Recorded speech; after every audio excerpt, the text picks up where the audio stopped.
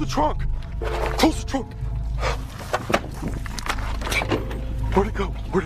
She fucking... salaamullaahi calaykum saaxiibayaal soo dhowaada waxaan idiin soo gudbin doonaa qaybtii afaraad ee muuqaallo aan la rumaysteen hadday kaamirooyinku duubi lahayn. muuqaalka ugu horreeya ayaa waxa uu ku saabsan yahay 3 wiil oo saaxiibo ah ayaa midkood dhumay, labadii kale ayaa waxa ay ka raadinayeen waddooyinka hoose ee tareennadu maraan. wax badan way soo socdeen, magaciisa way ugu yeereen hebelow halkeed joogtaa.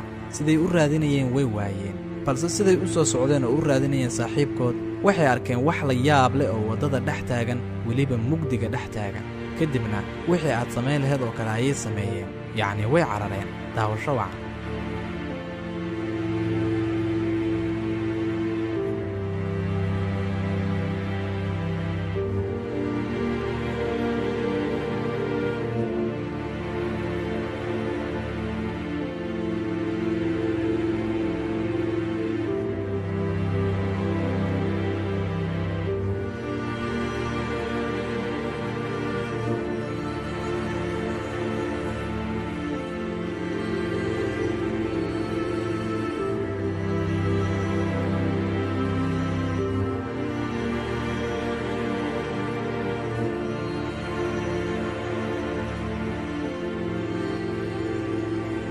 muuqaalka xigana wuxuu ku saabsan yahay adiga oo gurigaaga iska jooga, reerkaaga iskaga dhex jira, gurigaaga diiran iska jooga, iska raaxaysanaya, iska qabowsanaya. ka waran haddaad bannaanka ka maqasho cod la yaab leh. ninkan ayaa cod la yaab leh bannaanka ka maqlay, kadibna wuxuu isku dayay inuu soo eego, balse wuxuu arkay makhluuq la yaab leh oo aan weli hore loo arkin. haddaba daawasho wacan.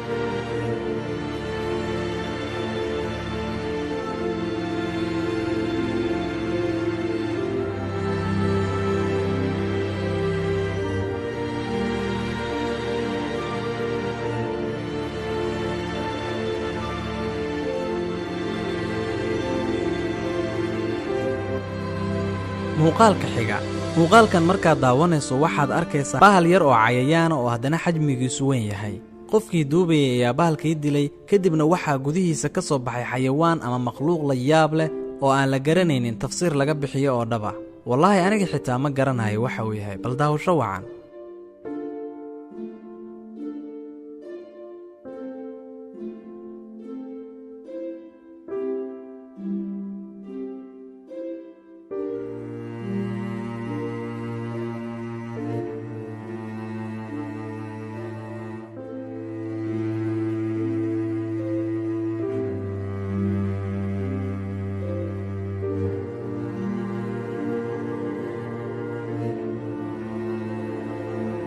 bal daawasho wacan.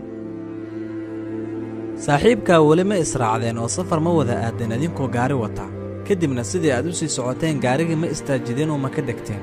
xoogaa ma socoteen si luguhinkugu kala baxaan, sababtoo ah safar dheer ayaad soo fadhideen gaariga dushiisa.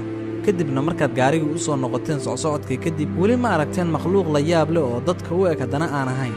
run ahaantii dhacdadaani waa mid xaqiiqa oo dhacday. labada wiilna waa ay carareen, gaariga ayayna gudaha u galeen. haddaba daawasho wacan. muuqaalkii waa kan.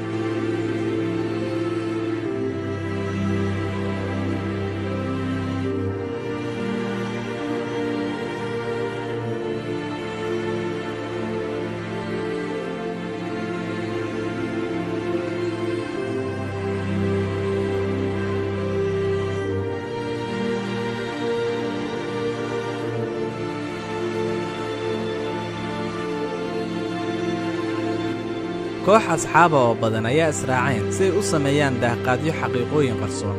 waxa ay booqdeen guri laga hijrooday oo dhismihiisu aad u weyn yahay.